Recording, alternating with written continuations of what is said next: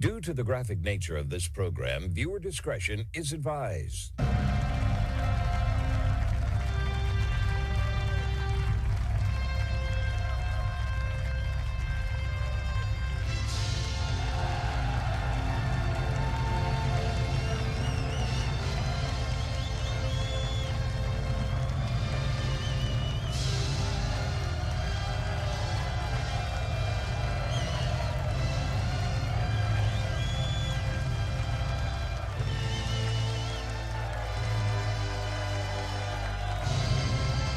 Hello, everyone. Thank you for tuning in to today's broadcast. This is the Thursday, May 21st, 2026 episode of the Marco Duray Show, the only show where the facts are facts and hard truths thrive.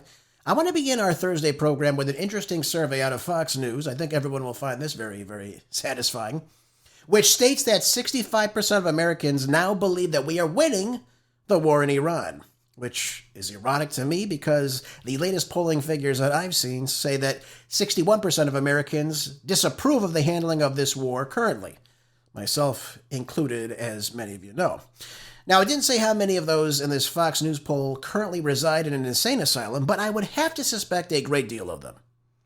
I'd love to sit down with anybody who believes that we are winning this conflict and ask them where, pray tell. What category, what metric, what provision of this war are we actually winning? Iran most definitely controls the Strait of Hormuz. We certainly didn't get the regime change that we wanted. We haven't obliterated their nuclear dust, if you will. And by the way, I was listening to Professor Mohammed Barandi on Judge Andrew Napolitano's podcast this morning, and he confirmed that he believes that there were 3 different Iranian supertankers that had left port just today.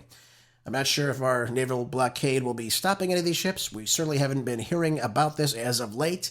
Last Thursday, there were roughly 70 vessels that left port inside Iran, sailing past our blockade to their final destinations. I'll let you do whatever you want with that. It certainly doesn't sound like much of a blockade, though, does it? Now, out of times now, this is very startling to me as well. We're not getting anywhere with these negotiations. Let's make sure that's very, very clear. Iran's Supreme Leader Mojtaba Khamenei has outright rejected Trump's uranium demands, stating that the country and its stockpiles of near weapons-grade uranium must remain inside Iran, rejecting a major demand by the United States during this ongoing negotiation. Now, according to Iran's semi-official Fars news agency, Washington had asked Tehran to hand over the nearly 450 kilos of highly enriched uranium hexafluoride, restrict nuclear activity to a single facility, and accept that the United States would not compensate Iran for damages caused during this conflict. So, let's just pause here for just a very quick moment. Number one, if we have not defeated the Iranians militarily, which we have not, by the way, certainly we've hit their military installations, not denying that at all. I'm not denying we sunk any of their ships. I'm not denying that we have seized any of their ships. But we haven't defeated them militarily yet. And I don't know that we ever will. One minute we're in negotiations, the next minute we're saying, well, we don't really need to work on negotiations as quickly, I'm not in a hurry. Then it's back to bombing them into the Stone Age. Then it's, well, we want to save the Iranian people from this evil regime. I mean, we've got to make up our mind, folks. This bipolar disorder that we find ourselves in politically simply is not working. And the Iranians are not biting either. They're not rushing to the table to make any sort of demands. Now, the Iranian sources have told Reuters that there was a broad agreement with the Iranian establishment against transferring the uranium stockpile abroad. But the Supreme Leader's directive, and of course the consensus within inside the government establishment, is that the stockpile of enriched uranium should not leave the country. So they're not backing down on this, despite Trump's insisting that any further negotiations with Iran must complete a full halt to their nuclear program. They're not negotiating that point yet. They want to save that until after they get this negotiation moving. But they're not going to let the enriched uranium leave, which, again, we've been told that we obliterated it. It's in the ground somewhere. We don't know exactly where it is. We don't even think they know where it is, but then we're asking them to give it to us. So, For me, moving forward on this, I don't see how we get ourselves out of this. If neither side is going to budge, what is the next step, folks? We have to go back into war. We know President Trump had not spoken to any of the Gulf Arab states, of which he said consulted him not to continue with this bombing of Iran. They've denied that they were even notified of anything. Certainly had no knowledge of it. So I think, again, this bluster back and forth is not helping anybody. And I don't think the Iranians believe a word Trump is saying. I think that's the worst part about all this, because how do you negotiate with somebody you don't trust? I said this before to you a while back. I said the Iranians moving forward will simply not believe Trump just on his own word. It's not going to be a handshake. This is going to have to be a treaty that is ratified by the United States Senate and passed into law. I do believe that's going to be the way they proceed with these negotiations, should they agree to anything or give us anything, because Trump twice now has stabbed them in the back during negotiations. Both sides were speaking in good terms, and all of a sudden we decided to let Israel bomb them both times, and of course we got involved right afterwards. Just certainly letting the Iranians know that we allowed them to do this. Marco Rubio let the cat out of the bag. He said, well, we knew that Israel was going in, so we decided we would go in too, so that way our military sites wouldn't get bombed right away. So we decided to act with them. That is not an imminent threat, ladies and gentlemen. And that's not a use of the War Powers Act as well. Just so we're all clear on all this. And so I've said this to you several times. I'll say it one more time. Just in case you're new to the program, there will be attacks very, very soon coming to Iran. This is not over yet. Everyone in Trump's orbit is talking to him about going back in, getting the job done, bombing again, bomb the energy infrastructure, bombing the civilian sites. But I don't think this is going to work, folks. I really don't, because we would have seen it work by now. And I don't believe their economy is as bad as what we're told. And so, this leaves us with, where do we go next? Where does this war really end? What is the end result of this? We don't really know. If it's simply getting the enriched uranium, you've said that it's already been obliterated. Which tells us it wasn't obliterated, if that's the case. So we have so many problems here because we were told last June everything was obliterated. We stopped the creation of several nuclear bombs, and as a result of it, we saved America. The Iranians are going to use it soon thereafter. Again, no evidence to back any of this, certainly not from our intelligence in any capacity. Which brings me to my next point. If there is no objective in mind, I mean, we keep changing the goalpost left and right. If we have no objective, what are we doing in this war? And that tells me the end result has got to be regime change, folks. Regime change has got to be what President Trump demands from this. He's got to get something. He cannot simply just walk away from this as is and say, listen, we've lost 14 of our service members. We've lost over $100 billion in our military sites abroad. We've spent $1 to $2 billion per day on this. And we're going to come back home and we still have no nuclear deal now. We have no highly enriched uranium at 60%. The Strait of Hormuz is now controlled by the Iranians and the Omanis. They'll be making a lot of money off this. And by the way, the same regime is still existing, just so everyone knows. I mean, that's not a win situation. He can't sell that to the American people as a win. Nobody believes that. So he's got to come back with something. But again, I don't see where he gets off on this. I don't see the off-ramp to the end of this war for him.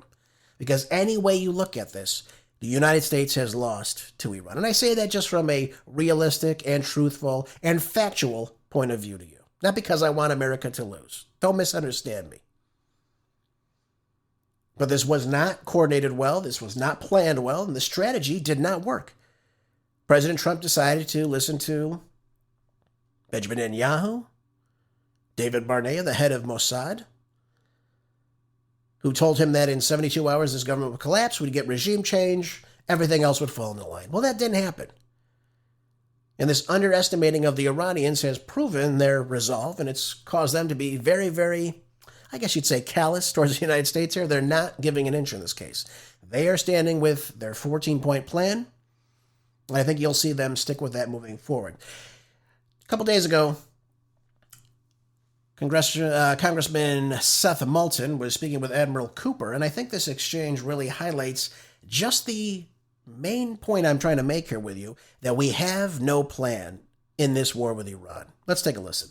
So you presented the operational aspect. So Admiral, you presented the reality that Iran might close the strait to the President and the Secretary of Defense. Anything that I discuss with respect to okay, well, let's go back to the plan. Where was begging China for help opening the strait part of the plan? I will actually give you credit for regime change. I know that was part of the plan. You've replaced an 86-year-old in failing health with a fatwa against producing nuclear weapons, with a more hardline guy in his 50s who, in case he wasn't hardline enough, you killed his immediate family. Was that part of the plan? Is that the regime change you wanted? Congressman, we were given very specific military objectives to degrade Iran's power projection capability. That's exactly what we did. I don't see it, though. If we've destroyed the threat, then why are we still in this war? The war has been won. Let's pack up and go home. I think that's going to be President Trump's really only way out of this. To declare victory, even though we know we haven't declared any victory, really. We haven't won anything, certainly. And simply come back to the United States. Get our ships out of there, stop with this war, stop the bombing, stop the threats, and try to work behind the scenes with the Iranians on a negotiation that is ratified in some form of a treaty. I think that's the only way out of this. And by the way, I do believe that the Iranians would give us a nuclear deal because they've done it in the past. I don't think anybody can deny that. They came to the JCPOA, they agreed to what we asked for there, enrichment only to 3.76%. No nuclear weapons, and of course let the IAEA come in and do weapons inspections on their nuclear sites. I don't think the Iranians right now, after we have attacked them twice, are going to be bending the knee too much to the United States here. And so I believe the Iranians will want sanction relief. I believe they will want their frozen assets returned to them. They will continue to control the Strait of Hormuz. Absolutely, 100%. And moving forward, this is going to be a major, major win for BRICS for several reasons. One, it shows that their access in the Persian Gulf is very, very strong. That's number one. A nation that has had toppling U.S. sanctions put on them for quite some time, by the way. That has caused devastation in their economy. The idea that we had armed different factions inside the country, think of the Kurds, think of the Baluches, the Mujahideen al-Khalqs, all these different groups. We've given them weapons, we've given them tactical support, we've given them guidance to go in and start doing these attacks, which we saw in early January of this year. And that couldn't work. So this whole plan has backfired on the United States because it's allowed the Iranian people to further get behind their government, to support their government. And maybe you didn't have that much support before. However, I will say this to you. During the National Rally Day, which I believe was in mid-February, it was after the protests took place, which of course turned into violent riots because of these several factions that the United States, Mossad, and MI6 had armed to the teeth, which Lindsey Graham wants us to do yet again, which is completely stupid, by the way. It certainly will not work. Beside the point. You had 4 million people just in Tehran. You had 20 million people all across the country. Now, it's a country of about 93 million people. That's a lot of people to come out in support of the Ayatollah when he says, come out and support your government. That's a lot of people. So I don't think we can deny that everybody in Iran, like the news media likes to portray to us, hates their government. Now, there are people certainly that don't like the government there. I'm not denying that fact. But it's not the overwhelming people inside of Iran. And we underestimated the fact that, yes, they function as a democracy, whether we like it or not. They elect many of their leaders. And the government just simply didn't collapse because the supreme leader had been killed, or that the head of military leaders had died. We saw people replaced. We see people moving forward. This idea we have no idea who's running the government is completely fictitious. Of course we know who's running the government. They have a president. They have a new supreme leader. They have the head of their military, the head of the IRGC. They have foreign ministers. They have many different people all throughout the government. And the idea that everything would collapse isn't happening, which you probably would have seen if it was run by one person. So, I think President Trump bit off far more than he can chew in this case, ladies and gentlemen. Unfortunately, I don't like telling you that, but this really seems to be the case in this situation moving forward. So the only thing we can really do, folks, is anticipate that something probably will happen at least once more with this. Maybe one final attack to see what would happen. But President Trump is going to be a little bit reluctant to do this, I believe, for a couple of reasons. Number one, because we know that the Iranians will begin to bomb more oil installations. They will bomb desalination. And right now, it's extremely warm inside of the Persian Gulf. It's over 100 degrees every single day. It's unbearably hot. It's even worse than living in like Las Vegas, for example, or Arizona in the summer months. It gets brutally hot in the Persian Gulf. And you need air conditioning. I mean, you just need it, okay? And if you're not getting it, you're going to have lots of people leaving due to the lack of food coming into the Gulf Arab states. What are they going to do? How are they going to produce food? So there's lots of things that are going on here. Lack of basic just humanitarian aid coming into these countries. And on top of that, a toppling economy as well for many of them, because they can't get their major export out, oil, for example, and make a profit off it as time moves on. Which again, Trump has to own, Netanyahu has to own, and clearly the 65% of Americans that agree with this war for some reason, by the way, which is funny to me too. I got to tell you, this is funny to me for several reasons. President Trump ran on no new foreign wars. He ran on that in 2016 as well. We applauded him for that. We said, finally, no new wars. And to his credit, we had no new wars in his first term. Now, there were things happening behind the scenes that, of course, I don't agree with. For example, training the Ukrainians to fight the Russians back in 2019. Yeah, I don't agree with that, by the way. Sorry. I don't want the CIA going into a foreign country and training people how to kill their neighbors. Just something I don't want. I didn't like the bombing inside of Syria with 50 Tomahawk missiles. Didn't like that as well. Anyways, the point I'm trying to make here was we had no new boots on the ground, though, in any country. And Trump in his first term largely followed the Constitution. So we're dealing with a whole different beast right now. Something none of us could really imagine. I was talking with a friend of mine yesterday. Again, Trump voter, just like myself, said, I can't even believe where we are right now. He goes, I really got to think on a national level, what am I going to vote for moving forward? Because this is not working out for us. And I think he's absolutely right. Now, that doesn't mean I'm going to vote Democrat. Certainly not. I mean, it's a terrible compromise from where I come from. But we've got to look at who do we select for candidates, folks. We've got to have if we're going to be a pro-life party, which I believe we are, as Republicans, as conservatives, we have to ask ourselves, this is not pro-life. When you bomb a country, or when you bomb fishing boats in the Caribbean, or when you're talking about bombing Cuba, or annihilating the entirety of Iran, or funding a foreign government that is killing people every single day in Gaza and the West Bank and southern Lebanon, that is not pro-life, ladies and gentlemen. If you're attacked and you defend yourself, that's one thing. But this is not what's taking place in the Middle East right now. Certainly not our actions as well. We need to do better than this, folks. We need to do better than this as a party. We need to have, I believe, God-fearing representatives that actually stand on principle, not on a paycheck. No one should be going to Congress to enrich themselves. I think if we get behind that, which, by the way, President Trump brought that up. He said he wanted to do away with insider trading. Good. All across the government, his family included, no getting rich off government contracts or what have you. Let's make sure that's a policy. We're seeing people go in broke as hell and they leave with tens of millions of dollars. How the hell does that happen?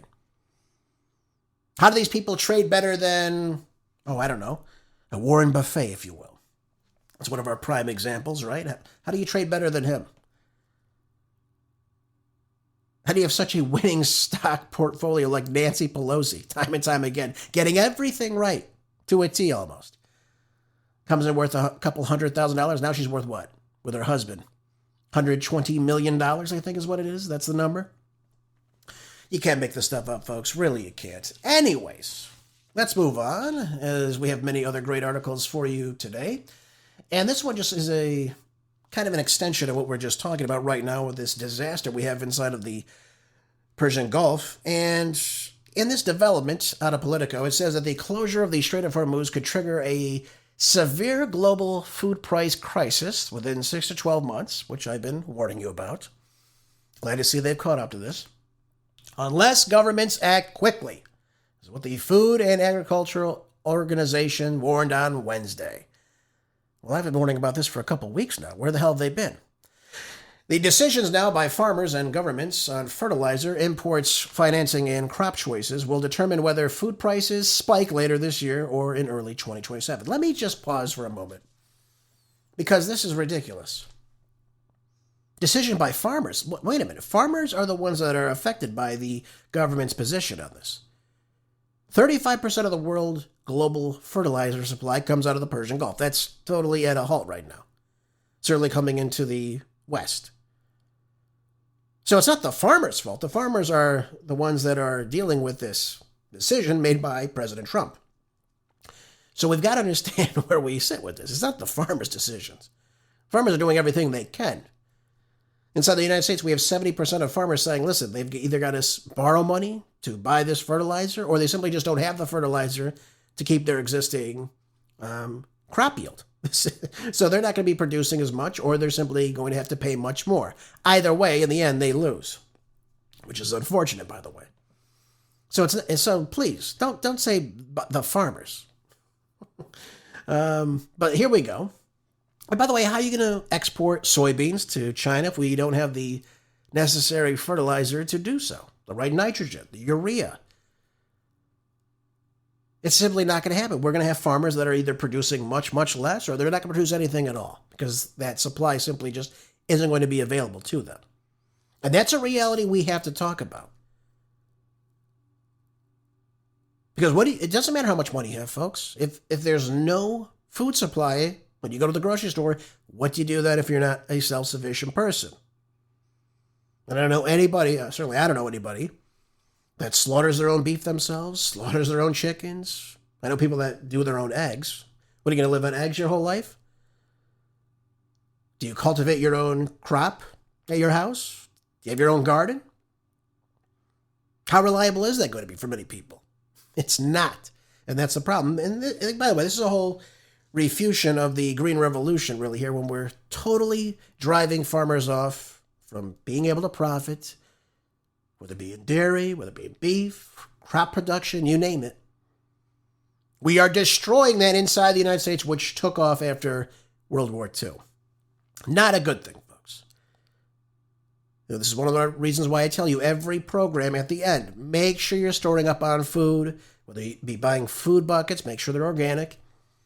Make sure you have the right tools, whether it be, for example, make sure you have a generator or fuel to work that generator, or a working grill or something, so you have ways to cook your food. Because, folks, let me tell you, if this really starts to happen, when I believe it is starting to happen very, very soon, because this is what farmers are telling us, they don't have any fertilizer to grow their crops, or they're going to be diminishing their crop yield.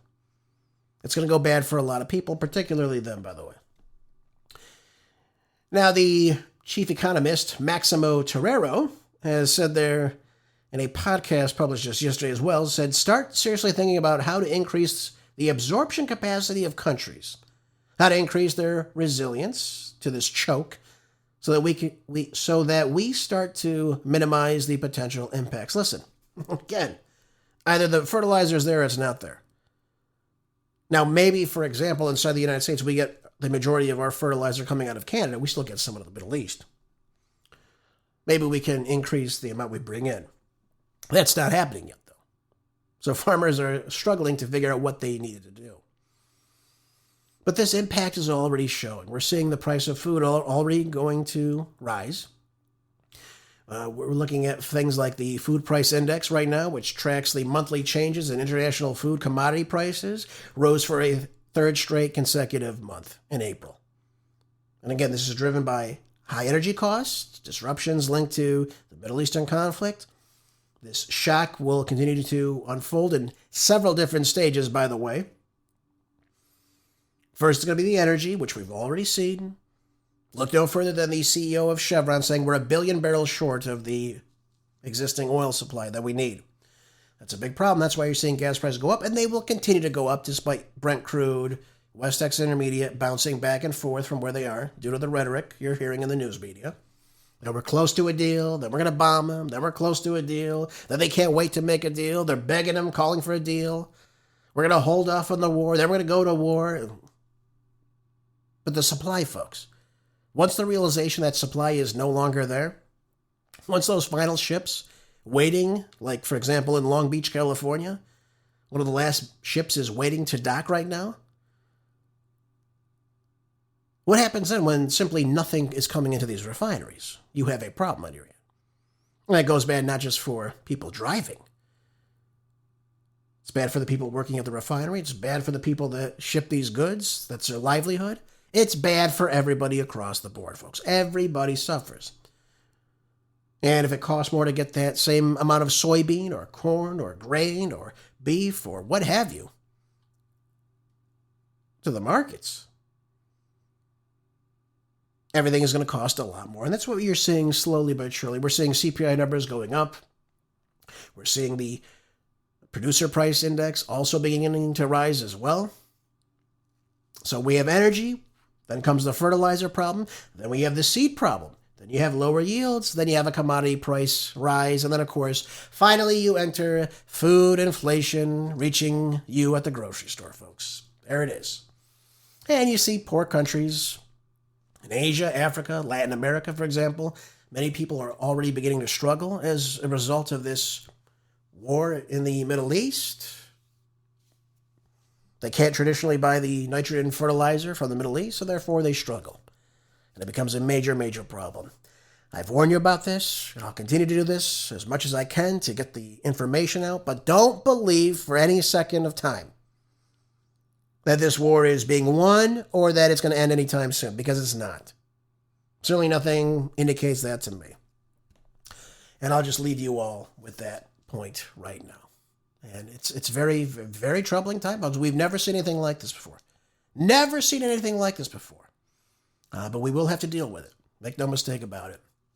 And lots of people all across the world will be suffering, again, from the food supply and from the global economic ramifications of this ridiculous closing of the Strait of Hormuz, which the Iranians had said to us, by the way. And notice Admiral Cooper had no response to that. Did you know they were going to close this strait? Well, did you anticipate this? They said they were going to do this. What was your plan to open it up? Nothing. There's been no planning in this war. There's no strategy to win this war. It's just what sounds good at this moment. How do I sell this to the American people? How many of that 65%, if that is even a true poll, by the way, are happy with the idea that this is happening right now to our food supply inside Europe, the United States, all around the world? It's a complete and utter disaster. Let's just be very clear about everything that we're dealing with right now. You cannot ignore that. I mean, is it going to take people going to the store and seeing no beef, no dairy, no fruit, no vegetables, nothing? Maybe some packaged artificial crap that you shouldn't even buy anyways? What is it going to take to cause people to wake up, folks? I really want to know. Because this is getting very, very bad. The energy price is going to go up.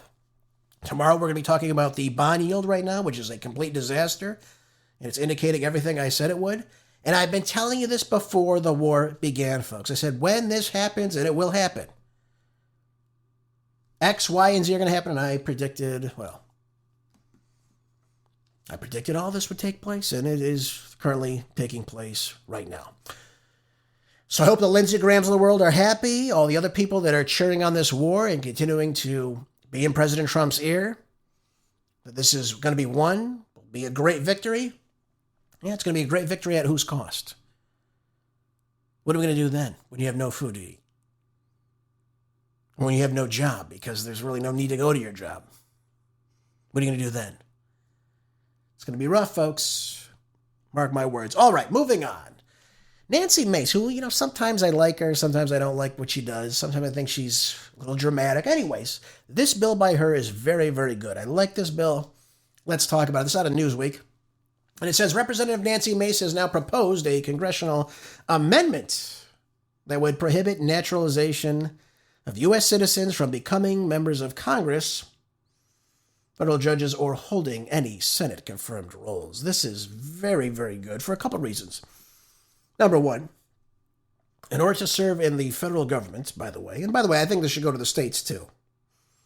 We're seeing people from abroad come to this country and doing things that are totally stifling the way in which we live. So I think if you're going to serve in government, I really do believe this moving forward. I know in the past, sometimes people have served in government, they love this country. And I'm not saying there are people that are in government right now that don't love this country. But we've got to look at the end game for all of this right now. And the end game is showing us that there are people inside of our government right now that hate the government. They don't want America to succeed. Now, this U.S. constitutional amendment right now only exists for the president and the vice president of the United States. They've got to be natural-born citizens. But what she wants to do, and I think this is very noble, this is what she has said. She said, as of May, there are only 26 House representatives and 6 U.S. senators that were born in a foreign country, but are obviously U.S. citizens today, including 23 Democrats, 9 Republicans, according to the official documentation. However, Mace has cited 3 foreign-born House Democrats in her post. Representatives Ilhan Omar, I can't say his name, Cherie Thandier, I don't know who he is, of Michigan, and Premature Jayapal of Washington, the great state of Washington. Oh, yes, Washington. Fantastic. She said, all born in foreign countries, none were citizens at birth, all sitting in the United States Congress, all making clear every single day their loyalty is not to America. Adding that the people writing American laws, confirming American justices, and representing America on the world stage should have one loyalty, America, not any other country. I agree with her 100%. 100% I agree with this. I want you to think about that for a moment. What if Xi were able to, 10 years ago, 15 years ago, send people over to the United States, let them get their citizenship, they run for Congress, and they work on behalf of the CCP? Or if their loyalty is simply still to China. Or, again, I'm using Xi as an example, it could be any country. Are we really going to be selling our offices to other foreign countries?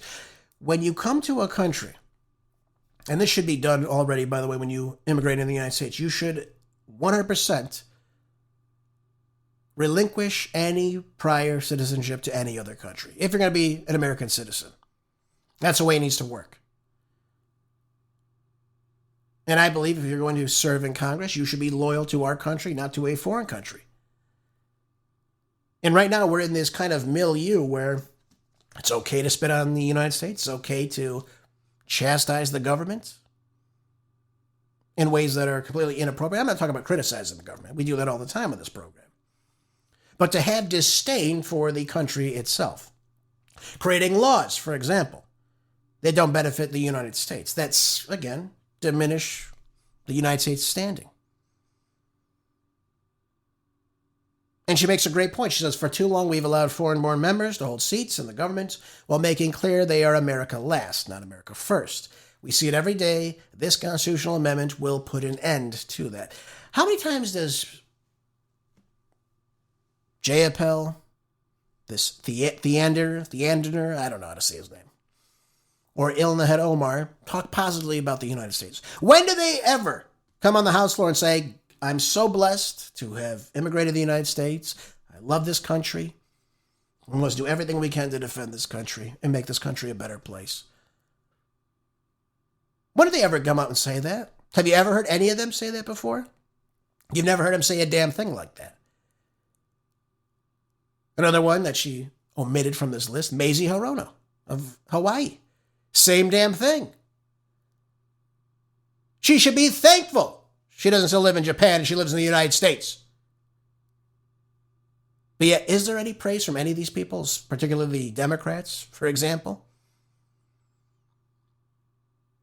Of course, people immigrate to this country every single year. They love this country. They want to be in this country. They want to make this country a better place. These people, on the other hand, do not want to do that. And a lot of it is as the result of a news media, particularly on the left, that constantly denigrates the United States. Higher institution learning, same thing. It's fine to hate the United States, spit on the Constitution, you name it. Certainly spit on the existing white population of the country. That's totally fine. Do that all day long. Make sure everyone else knows they're beneath the white people so you can hate each other and divide people. That's their game plan. Versus coming together as one. So in other words, they reject Martin Luther King. Respecting people based on their content of their character, not what they look like or what's between their legs. I've never seen any of these people grateful to be a part of the United States. Never seen a damn thing like this. And by the way, I'll add one more thing to this as well.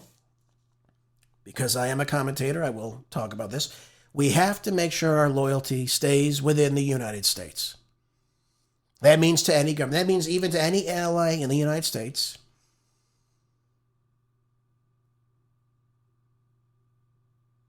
We cannot allow foreign influence in our elections. I will say that as well. Which means I believe she should add to this wonderful amendment that she wants to put together. You have to make sure that there is no foreign lobbying any longer in this country. That means there's no APAC, there's no Arab PACs, there's no European PACs, there's none of this, okay? None of it. It's got to go. And I'm sick of seeing these lobbying groups funnel in money. We just saw with the Thomas Massey race, funneling in over $15 million into his race by people that don't even live in the district, that bought off a candidate who's, I think he's 70 years old. I'm not trying to mock him for his age, but doesn't bring any enthusiasm to the seat. Never showed up once for any debate.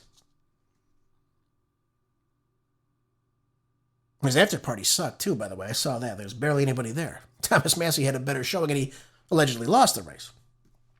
By the way, I found out too that he got a nice little ballot dump of about 10,000 votes right at the end, just to solidify that win too. Isn't that interesting? And what else I find really shocking about that race, again, a highly contested race. 375% greater turnout than the last time Massey had to run against somebody. Isn't that a little bit odd? You know, it's rural Kentucky, but you get this big of an increase of people going out to vote? They're this worked up when this Gallery has never had a rally. Nobody knows really much about him, other than he's a fifth-generation farmer. And then he served in the Nails, SEAL Team 6, I believe.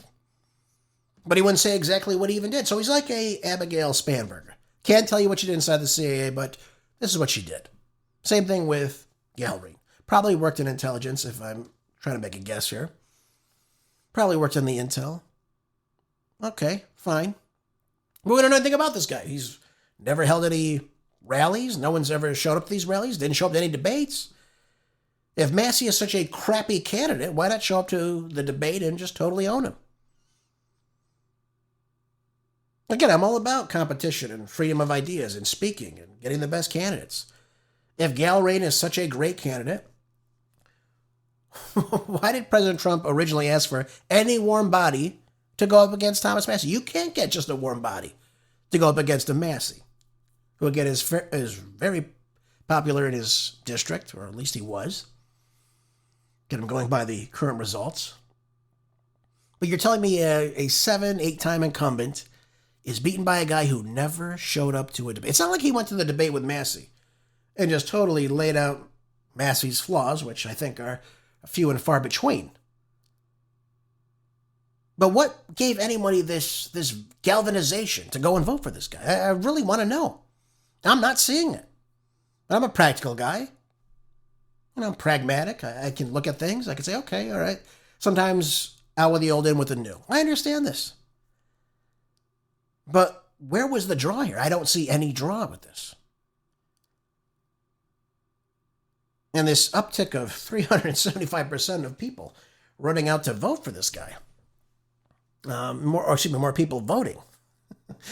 I mean, most of the time, Thomas Massey ran unopposed. But anytime he ran, he always got 75, 81% of the people in his district. Where do all these people come out of the woodwork from? Not saying it's impossible. I'm just saying this is very odd with the way that this campaign was run. The way that you had Trump smearing, of course, Thomas Massey with, again, lots of flaws too. And the smears too. Lots of lies. He's a bad guy. He's opposed to the border funding. No, he's not. No, he's not. If any time Thomas Massey came out against a Republican bill, he always gave a specific reason as to why. And usually it wasn't because of the main idea in the bill itself. It's because they passed these omnibus bills, and as a result, there's usually something in there that's very, very bad. That's how they get a lot of these bad things passed too, by the way.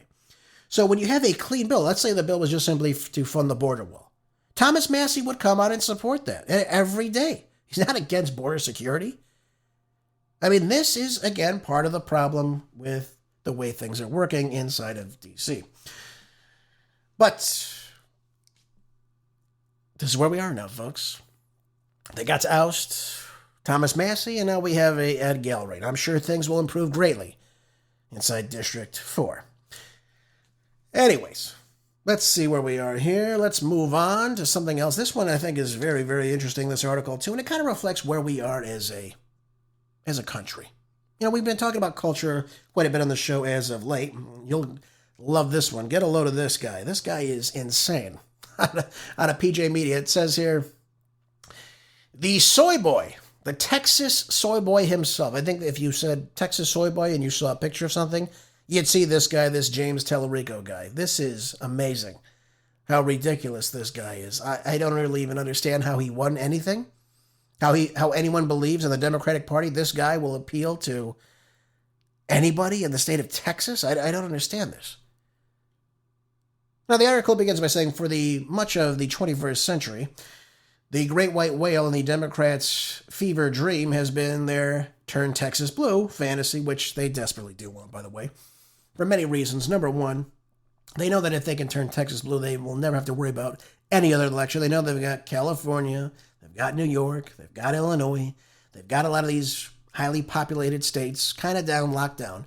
And Texas is kind of that big outlier that they can't really grasp just yet.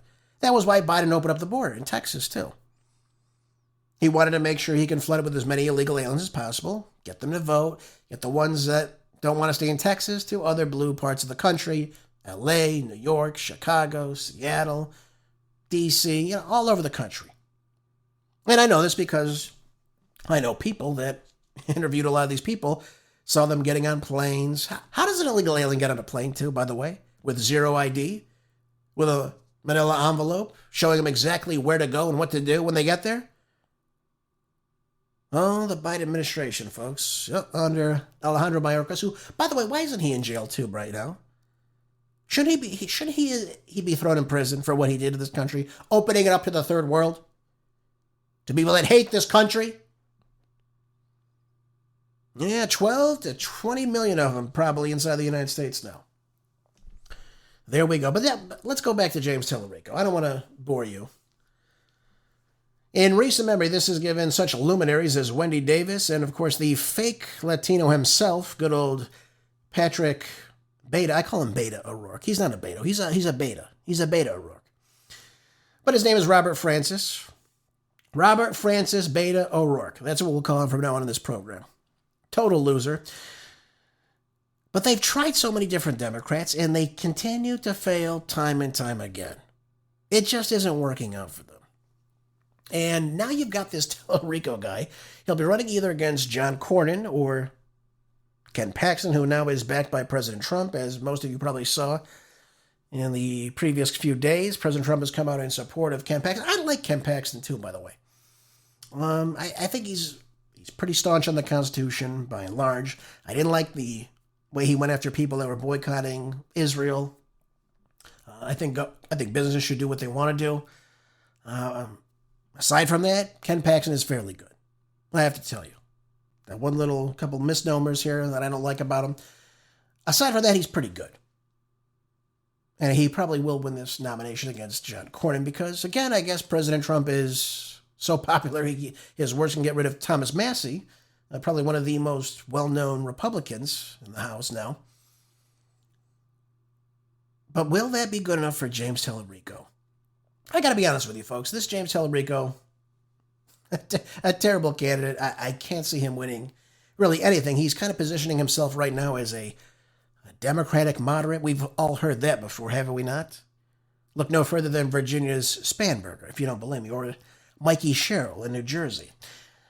He's going to be just as bad, if not worse, than either of those two, by the way. He's probably just as bad as a Gavin Newsom, if you will. But what they're going to do is they're going to sell themselves off as moderates. In a state that's purplish like Texas, this is how they have to sell themselves to the American people. We've seen this time and time again. And then, of course, you get buyer's remorse when you get these people in office. Again, look no further than Spanberger inside of Virginia right now. I'm going to play you a short clip of this fool talking right now, and just to show you exactly how awful he would be, let's take a listen to clip 2. Did they teach you in Sunday school that Jesus Christ himself was a radical feminist? The American flag is such a complicated symbol for most of us. God is non-binary. You can't call yourself a Christian and reject the stranger seeking asylum at our southern border. Our trans community needs abortion care too. Modern science obviously recognizes that there are many more than 2 biological sexes. In fact, there are 6. Prophetic voices like Jesus have helped me reckon with my own whiteness. Our southern border should be like our front porch. There should be a giant welcome mat out front. We are trying to fundamentally change the politics in this state and in this country. Yeah. No need to sit and cry over, your whiteness or your masculine. So this guy would basically just be a referendum on the LGBTQXYZWTUV movement in this country. Definitely would push transgenderism, probably in public schools so your kids can be indoctrinated with it. Absolutely, 100%. We heard about his whiteness, how he's ashamed of himself as a white man. Nothing more beta feminine than that, folks. I would say in 2026. Certainly wants an open border. He knows exactly that's his ticket to stay in power. Opening up the floodgates of Texas. Shifting it from a red state to a blue state. Certainly don't follow any immigration laws. He would definitely be opposed to any of that. And his blasphemy against Jesus Christ is... I haven't seen anything like this in quite some time, folks. This is all very, very awful, coming from a very, very lackluster and pathetic candidate like this. I don't know what this guy brings to the table. Jesus is non-binary. Can you figure out anything more blasphemy than that? I mean, I'd take a John Cornyn of this guy any day of the week. Either or Ken Paxton, I think, would blow this guy out of the water, to be honest with you. I don't see how someone like this could actually come out there and say he believes there's 6 genders. Really, what are they? First of all, there's the word gender refers to language. Let's just be understanding what we're talking about here. Gender refers to language, doesn't refer to biology.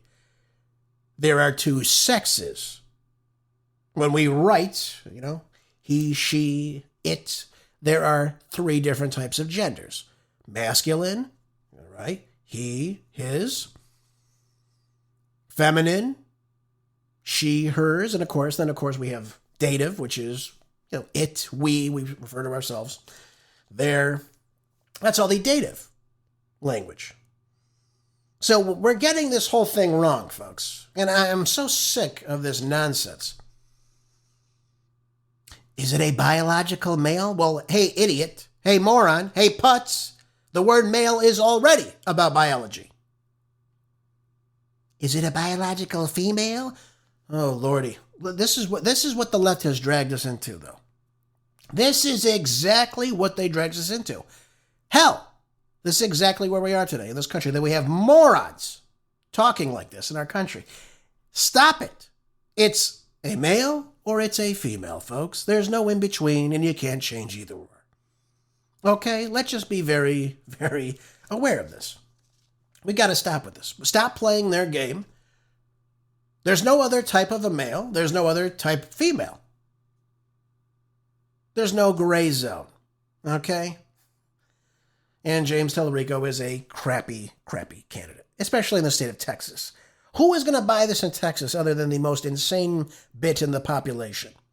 Who's going to listen to this twerp that says these ridiculous things and say, that's my guy. Talarico's my guy. Hey, Talarico, we got to get you to the U.S. Senate. It's unbelievable. I think he'd actually be worse than Jasmine Crockett. I honestly think he'd be worse than she would be. But this guy is not going to go very far. Thank God for that.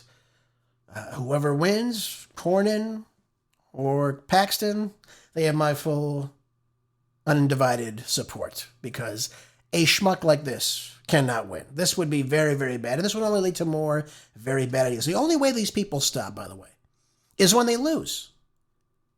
The only way you get a Talarico to stop this insanity, the vernaculars he uses, the blasphemy, just the void of reality, is to lose and say, stop this. And this should have been done a long time ago. This whole push with the transgender BS has got to stop in this country. You know for a fact he would be all about men and women's sports, girls and men's sports. This is what this guy said. He stands for nothing. What's the latest thing in the Democratic Party? This is what this empty suit stands for. And he looks exactly like an empty suit, because I'm not seeing much when I see this guy or hear him speak. Absolutely ridiculous. But this is the hill the Democrats want to die on in Texas. Have fun with that one. Oh, by the way, too, let's move on to the New York Post. I have a great article for us here. Let's change gears from the lunatic Talarico and move on to Minnesota. Yeah, nothing gone crazy in Minnesota, except for this fraud mastermind now behind bars. This is wonderful here. I want you to be Amy Bach, folks. 45. Had to bite a moment there. Was handed the stiff sentence on Tuesday after being convicted on all counts last March. Prosecutors describe her as the ringleader in the biggest pandemic-era fraud schemes in the country. I told you before, Minnesota is just a small little sliver of the fraud that takes place inside the country. Now, she was this founder of the Minnesota food program that billed taxpayers out of $250 million. Is now given a 41-year sentence in prison now for fraud. Look at that. Finally. I'm glad to see this. This is what we need right now. This is what we need, slowly but surely. She's going to be required to pay back some $5.2 million in restitution. Bach and her convicted co-defendant, Salim Said, falsely claimed to have served 91 million meals and used $250 million in federal funds. Again, here's the federal government giving this money away, zero oversight, and these people are pocketing the money. Same old, same old. However, instead of feeding the hungry, they decided to feed their own bankrolls, giving themselves lavish lifestyles and doing none of what the money was supposed to be allocated for. Now, there were investigators in the Feeding Our Future went from receiving $3 million in federal aid to more than $200 million in 2021.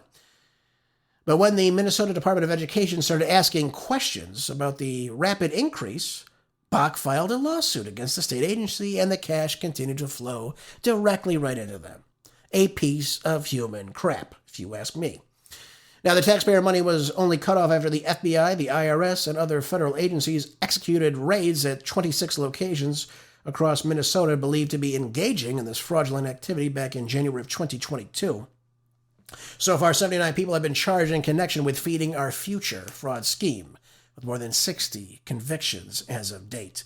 Now, here's the problem with all this. We look at this one example, and we see that $250 million I don't even know if anyone got a meal from this. I mean, this is the travesty in all this. You think you're doing something good for people, and then you figure out that these people are just pocketing the cash. We're seeing it in a lot of these learning centers. We're seeing it in a lot of these hospices across the country. Anytime the government should allocate this money, everything 2AT should be checked on every single week to ensure that everything that they're saying is happening is taking place. We know that Tim Walt's around. The dunce that he is. Remember when he was running as VP? Remember that debacle? On stage, he said, listen, we've got to do more. Feeding our future. I didn't say feeding our future directly, but he's alluding to these programs that we have to do more of this. Like he's doing in Minnesota, which he knows these people are ripping off the government. Your taxpayer dollars are going in their pockets and not into feeding children, hospice care, health care, learning centers, children with autism, you name it. All these NGOs, all these groups, they're getting rich, very, very rich. And I'm glad to see this woman go down. Couldn't be happier about it. Enjoy the next 41 years, lady. You deserve it. Okay. All right. We got a couple minutes remaining. Let me go over this one tomorrow about Raul Castro. This one's going to take a while. Let me finish off today's show with this article out of the Associated Press. And by the way, got a lot of great articles for us to delve into today that we didn't get a chance to, unfortunately, go over today. But I do want to talk about this Israel deporting some hundreds of these Gaza flotilla activists after international backlash took place.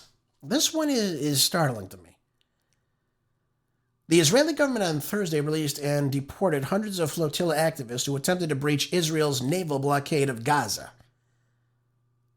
So I want you to think about that for a second. The Israeli government stopped people from going into Gaza to bring food, water, supplies, humanitarian aid that's not going in. They're in international waters. Israel intercepts them and arrests them and detains them illegally. And then you have the always disgraceful National Security Minister, Itamar Ben-Gvir, masquerading and mocking and parading these people that have been bound. Looks like they're prisoners. It's unbelievable. 428 of them. I mean, this is absurdity. This is absurdity. And they like it. They love it. It's funny to them. Now, the real number is 428, but it says here about 420 activists departed Israel on planes bound for Turkey, where they landed Thursday evening in Istanbul, wearing gray sweatshirts. And it said they descended the stairs of the runway, flashing two-finger salutes and chanting Free Palestine, some appearing to be limping. All the activists were expected to be taken for medical checkups. Turkey's state-run news agencies had announced this, and the Israeli Foreign Ministry said in a statement all foreign activists from the flotilla had been deported from Israel. This is, again, another shocking scenario where Israel is once again overreaching their bounds now. It's not their water. Gaza is not their country. It's not their land, despite what's being said. And what we're seeing is people that are trying to help other people who went out since October 7th now have been subjected to bombings, the lack of food supply, water, electricity being shut off. We're still seeing shelling in the region. We're still seeing bombs in the region, despite the so-called ceasefire we have been told is supposed to be in existence. Well, it's not, folks, because as I told you several times, Israel has never seen a ceasefire they've ever wanted. Look no further than north of them, inside southern Lebanon, which again is still going on right now. So I don't have anything more I could really tell you about this that isn't shocking to you. But this is what Israel is doing right now. And they received backlash for what was going on, and they decided to deport all these people.